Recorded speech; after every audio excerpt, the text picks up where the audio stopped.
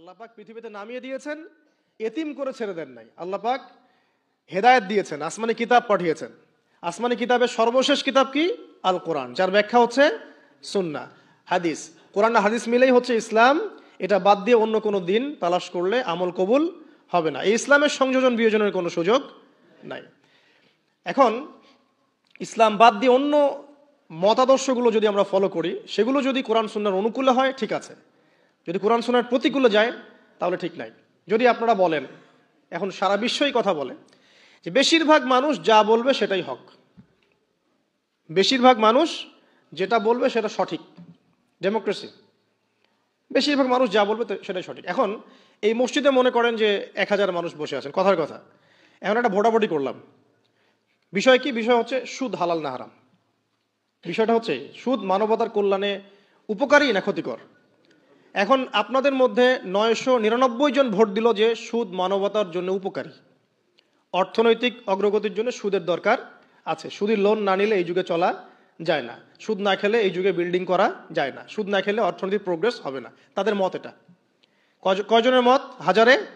999 জন। তো বেশিরভাগ মানুষ যেহেতু এটাতে ভোট দিল, অতএব এটা সত্য নাকি? ওই যে একজন আল্লাহর বান্দা বলছেন না এটা ভুল, এটা মিথ্যা, এটা আল্লাহর আইনের বিরোধী, রাসূলের আইনের বিরোধী, এটা মানবতার বিরোধী, সুদ খেলে এক শ্রেণীর মানুষ ধনী হয়, বেশিরভাগ মানুষ গরিব হয়ে যায়, এবং সুদের কোনো কল্যাণ নাই, বরং এর মধ্য দিয়ে সম্পদ সংকুচিত হয়। তার বুঝ, একজনের বুঝ। এখন ইসলামের দৃষ্টিতে ওই একজনের রায়টা নেওয়া হবে না 999 জনের রায় নেওয়া হবে? তাহলে ইসলামের মানদণ্ডে এই প্রচলিত সো-কল ডেমোক্রেসি টিকলো কিনা? টিকলো না, টিকলো না। এখানে বুঝতে হবে যে কখন টিকবে, যখন বেশিরভাগ মানুষের রায়টা কোরআন সুন্নাহর অনুকূলে হয়েছে। এখানে 800 জন বলেছেন সুদ হারাম, 200 জন বলেছে সুদ হালাল, 800 জন সঠিক বলেছে, 200 জন ভুল বলেছে। সঠিক বেঠিকের মানদণ্ড কি? কোরআন এবং হাদিস। এখন আমরা এটাকে নিতে পারবো, এই ডেমোক্রেসিতে কোনো সমস্যা নেই। আমি মনে বুঝাতে পারছি না? আরেকজন মনে করেন বললেন যে 4টা প্রচলিত ধর্ম, প্রচলিত 4টা ধর্ম যেমন বুদ্ধিজম, হিন্দুইজম, খ্রিস্টানিজম এবং ইসলাম, এই 4টা ধর্ম মিলে একটা নতুন ধর্ম করা যায়। 4টা রিলিজিয়ন মিলে নতুন একটা ধর্ম করা যায়, এটা কিছু মানুষ মত দিল। আর কিছু মানুষ বলছেন না, এটা সম্ভব না, ইসলাম ইসলামের জায়গায় থাকবে, অন্যান্য ধর্ম অন্যান্য ধর্মের জায়গায় থাকবে। তবে আমরা সবার সাথে সম্প্রীতি বজায় রাখবো, কারোর সাথে কারো কোনো দ্বন্দ্বে আমরা যাব না। এখন এই বেশিরভাগ মানুষ যে বলছে যে সব ধর্মগুলো মিলে একটা নতুন মানব ধর্ম তৈরি করা যায়, ওই মতটা সঠিক হবে নাকি অল্প কিছু মানুষের মতটা সঠিক হবে?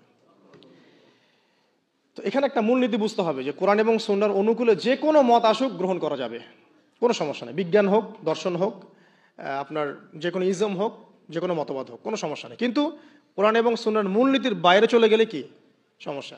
এখন হয়তো প্রেশারাইজড করে যদি কেউ চাপিয়ে দেয় সেটা আলাদা বিষয়, আপনি মানতে বাধ্য হয়েছেন সেটা আলাদা বিষয়। কিন্তু মন থেকে যদি স্বীকার করে নেন যে না, ইসলামের বাইরেও অন্যান্য বিষয়গুলো মেনে নেওয়া যায়, তাহলে সমস্যা। আল্লাহ পাক আমাদেরকে বোঝার তৌফিক দান করুন। এখন একটা দিকে ফোকাস করে আমি আলোচনাটাকে এন্ডিংয়ের দিকে নিয়ে যাবো ইনশাআল্লাহ। সেটা হলো যে আল্লাহ রাব্বুল আলামিন আমাদেরকে পৃথিবীতে পাঠিয়ে দিয়েছেন, সে আল্লাহর কাছে আমাদেরকে ফিরতে হবে না? ফিরতে হবে। আল্লাহ পাক এমনি এমনি পাঠিয়ে দেননি, সময় দিয়েছেন, আসমানি কিতাব দিয়েছেন, নবী রসুলও পাঠিয়েছেন। কারণ আসমানি কিতাব তো আমরা এমনি এমনি প্র্যাকটিস করতে পারবো না। হাতে একটা কোরআন ধরিয়ে দিলেই তো সবাই আমল করতে পারবে না, পারবে? একজন রোল মডেল তো লাগবে, একজন গাইডলাইন তো লাগবে।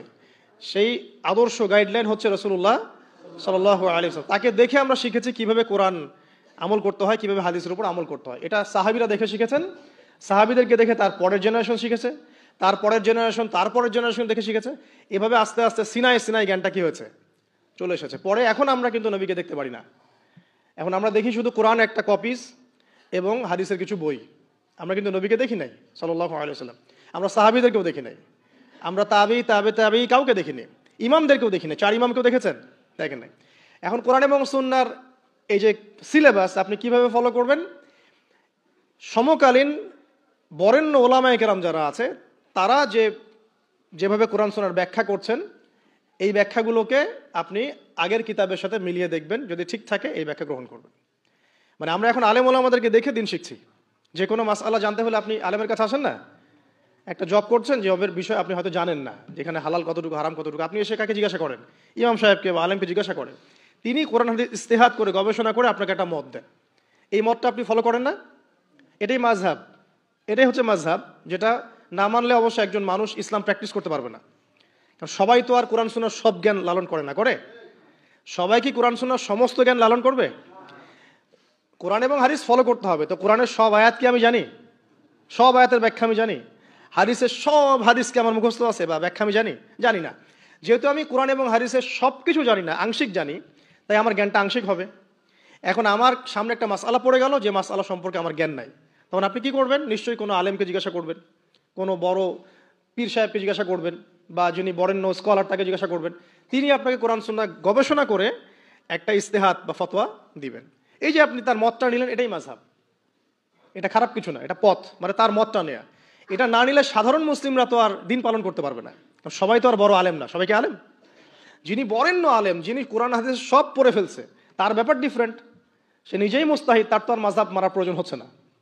সে তো নিজেই মুস্তাহিদ, সে তো নিজেই গবেষণা করে একটা রায় বের করতে পারে, তার তো আর মাযহাব মারার প্রয়োজন হচ্ছে না। তারপরেও এখন এই যুগে এই সৎসাহস কয়জনের আছে যে বলতে পারে কোরআন সুন্নাহর সব জ্ঞান আমি জানি?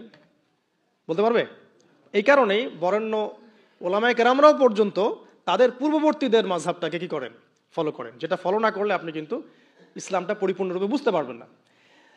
সমস্যা হয়ে যাবে। আংশিক জ্ঞান নিয়ে যদি আপনি কোরআন সুন্নাহ গবেষণা করে মাসআলা বের করতে যান, সমস্যা হয়ে যাবে। আপনি বিভ্রান্ত হয়ে যেতে পারেন, যেহেতু সব জ্ঞান আপনার নাই। যেমন কিছু মানুষ বিভ্রান্ত হয়ে গেছে, কোরআন সুন্নাহ গবেষণা করে বলছে যে হাদিস আর মানার দরকার নেই, কোরআন মানলেই হবে। হ্যাঁ, এরকম অনেক মানুষ বের হয়েছে এখন। অনেক মানুষ দেখলাম সেদিন বলছে যে কোরআন সুন্নাহ গবেষণা করে দেখেছে যে নবী সাল্লাল্লাহু আলাইহি ওয়াসাল্লাম শেষ নবী নন, আরো নবী নাকি আসতে পারে, নাউজুবিল্লাহ। তো কোরআন সুন্নাহ গবেষণা করে সে তার ওই ভাঙাচুরা বুদ্ধিতে বুঝেছে যে লা ইলাহা ইল্লাল্লাহ কালিমা একবার মুখে পড়লেই হবে, আমলের কোনো দরকার নেই। আবার এক শ্রেণী বের হচ্ছে, ওরা বলছে যে কবিরা গুনাহ যদি করে কেউ, কবিরা গুনাহ যদি কেউ করে ফেলে, সে কাফের হয়ে যাবে, তাকে হত্যা করা যাবে, নাউজুবিল্লাহ। এরকম মানুষ যে বিভ্রান্ত হচ্ছে কেন? বিকজ নিজে নিজে অধিক পাণ্ডিত্য প্রদর্শন করতে গিয়ে অন্যের মত, বড় বড় স্কলারদের আলেমদের মতকে প্রত্যাখ্যান করে নিজে যখন সবকিছু বুঝি এমন দাবি করছে, তখন বিভ্রান্ত হয়ে যাচ্ছে। এই কারণেই পূর্ববর্তী রিনাউন্ড ওলামায়ে কেরাম যারা আছেন, ইমাম ফকিহ মুস্তাহিদ যারা আছেন, তাদের রায়গুলো এত ইম্পর্টেন্ট। এই কারণে তারা গবেষণা করে উম্মাকে 100 বছর এগিয়ে দিয়েছেন।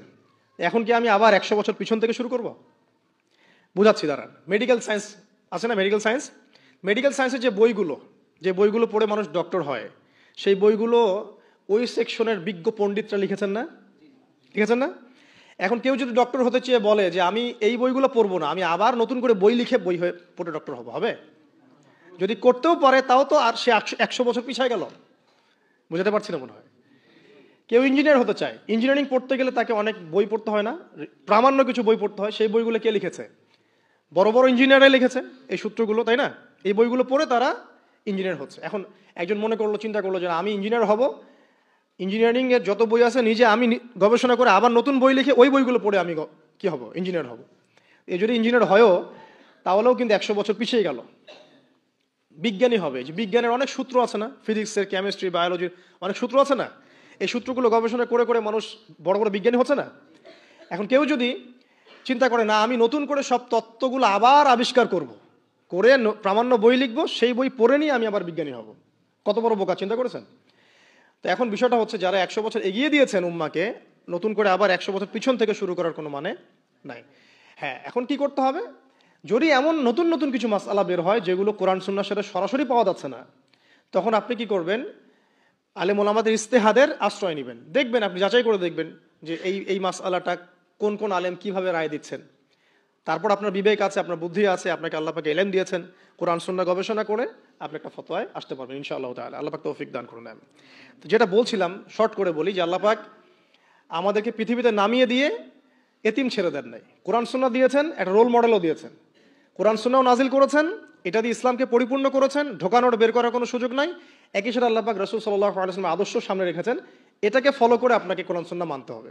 এখন নবী নাই, সাহাবী নাই, তাবিঈ তারা নাই, কিন্তু তাদের উত্তরসূরি ওলামায়ে কেরাম তো আছে, মুস্তাহিদ কেরাম আছেন, মুফাসসিররা আছেন, মুহাদ্দিসরা আছেন। তাদের রায়গুলো মেনে আপনাকে দিন ফলো করতে হবে।